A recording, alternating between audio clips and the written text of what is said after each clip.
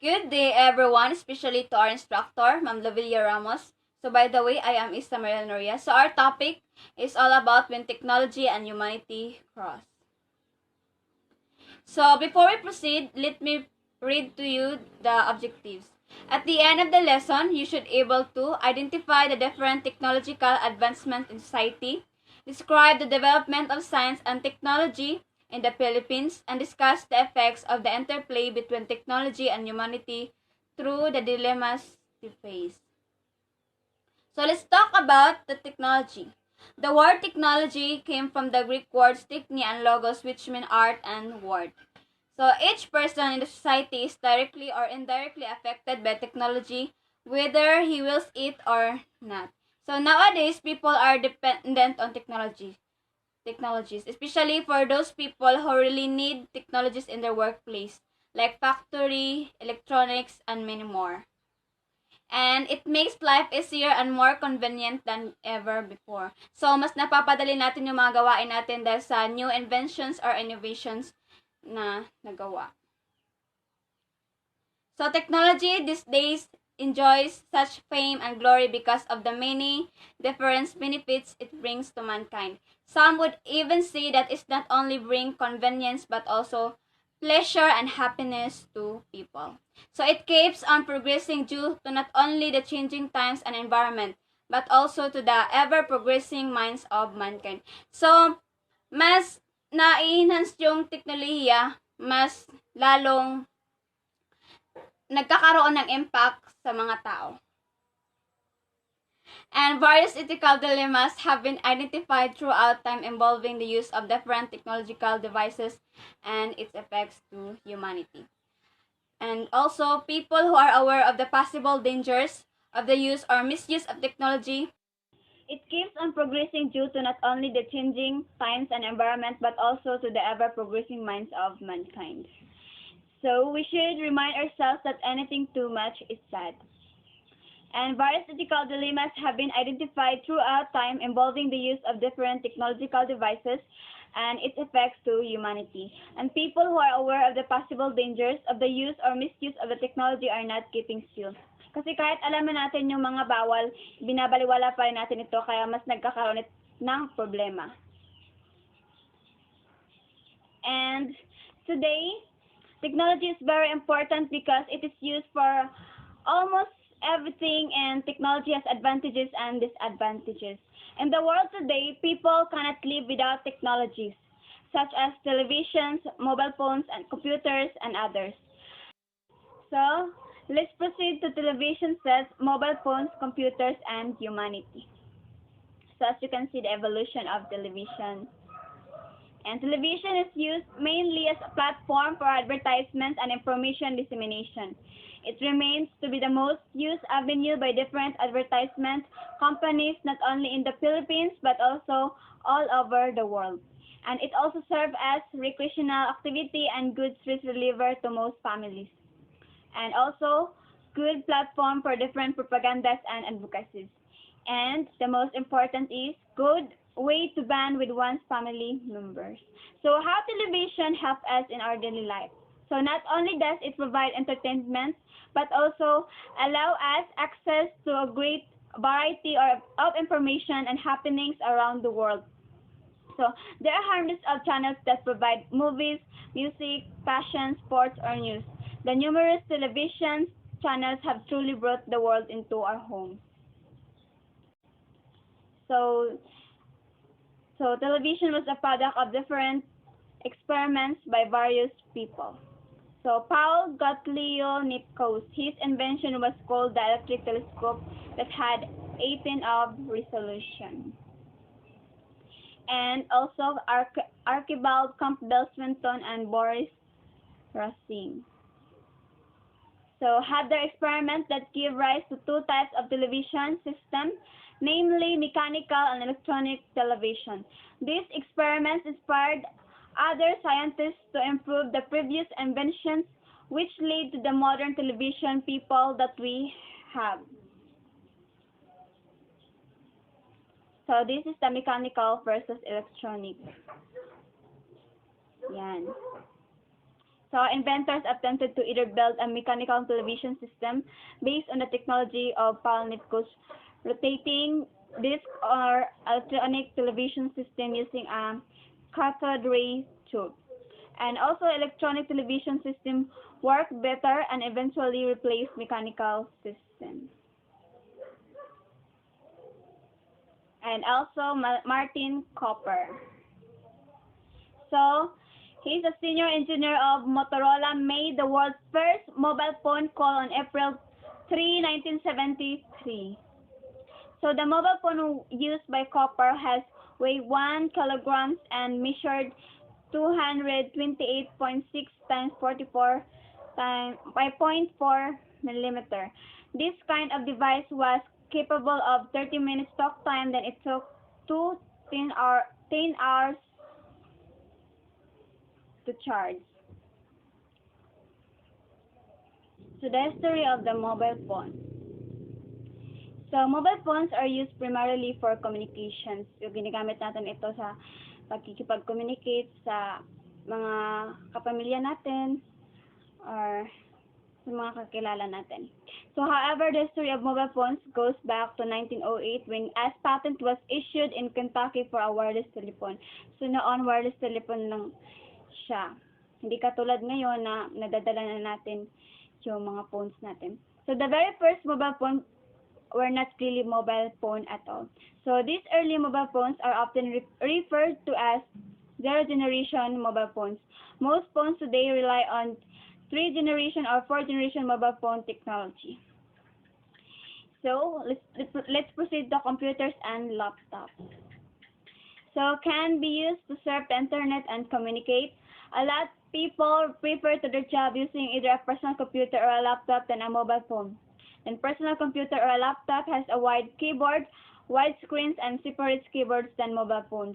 The ability of a mouse or a touchpad made these two technological devices easier to maneuver than mobile phones.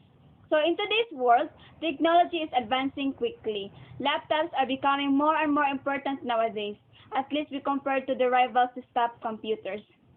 And there are few things, although none come to mind at the moment, that a laptop can't do, but a traditional desktop computer can. So however, unlike traditional desktop computers, laptops are highly portable, meaning that you can easily take your work or school or entertainment with you wherever you go. Then laptops have become an important part of our lives. And even though they're now facing thought computation in the portability area from smartphones, there are still many things that laptops can offer but phones can't. So we still need them around.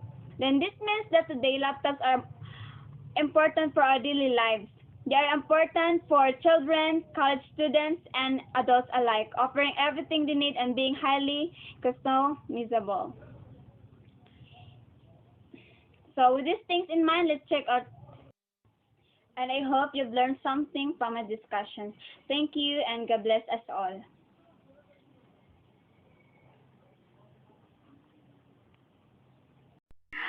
Good day, everyone. Today, I'll be going to report ethical faced by this technological advancement. But before I start, let me introduce myself first. By the way, I'm Angeline Labrador from BSF 2. So let's start.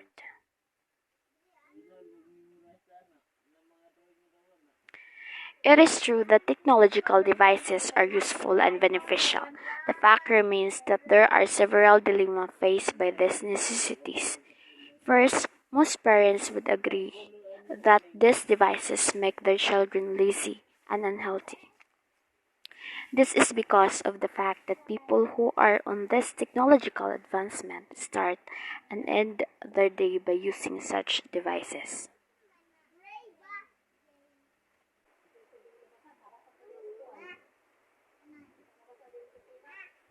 Technological devices, example laptops, computer, mobile phones, televisions. Those who love to watch television shows stays in front of television for more than 6 hours a day, while those who love to surf the internet or play computer games stay on their laptops, computers, or mobile phones more than half a day. These people have tendency to be unaware of the time because they are so engrossed with the use of technological devices.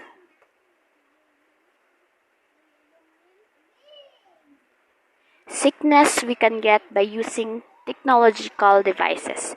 Experience alienation, laziness, and unhealthiness because they no longer to get out their houses and mingle to other people.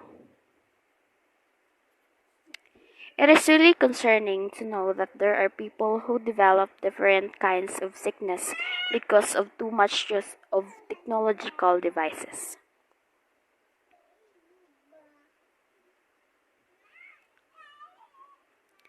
Another dilemma faced by these technological devices is moral dilemma. People, especially the children who are not capable yet rational deciding for themselves what is right and wrong. Because of the availability and access to the internet, they can just search the web and go to different websites without restrictions. This allows them to see, read, hear the things which is not suitable for their very young age. This makes them very vulnerable character change and can greatly affect the way they view the world and the things around them. Children are blameworthy because they are not yet capable of rationality, deciding for themselves what is good and what is bad. Another great product of innovative minds of the people is robot.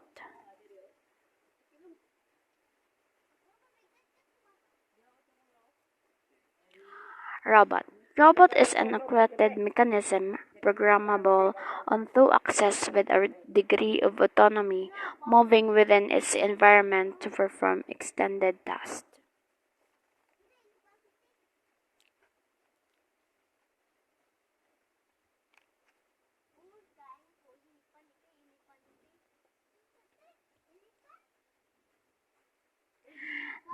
Types of robot. A service robot. A service robot is a robot that performs useful tasks for humans or equipment, including industrial automation application. Example is domestic servant robot, automated wheelchair, personal mobility robot, etc.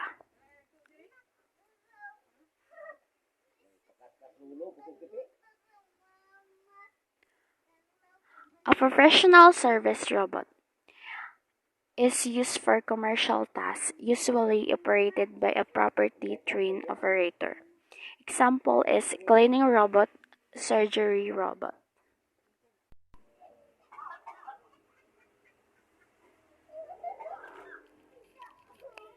Germany was one of the most first countries to develop service robots. It sponsored a collaborative project called DSAR, Deutsche Service Robotic Initiative Germany Service Robotics Initiative. Some expected work performed by DSAR are the following. Number 1. Clean up the kitchen. 2. Fill up the dishwasher. 3. Clean up the room. It was launched on October 1, 2005.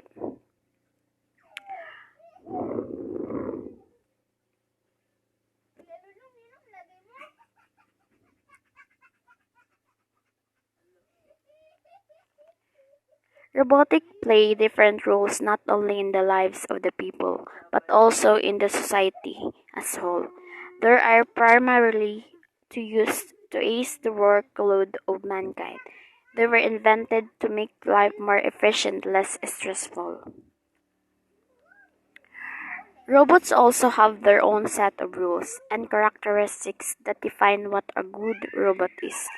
These laws were formulated by Isaac Asimov back in 1940s when he was thinking of the ethical consequences of robots. 3 Law of Robotics. Law number 1.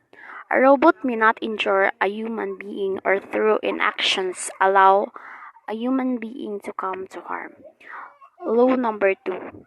A robot must obey the orders given by human beings except where such orders would conflict with the first law. Law number 3. A robot must protect its own existence as long as such protection does not conflict with the first or second law.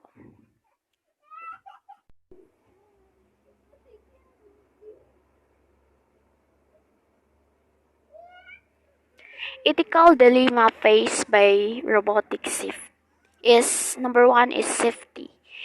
It is important to know that who should be blamed and who should be held responsible if such things happen.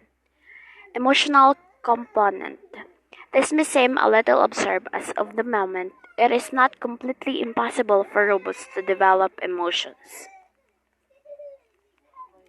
Using a Asimov's laws for robots, it can be concluded that robots are ethical but only if they strictly follow the laws specified.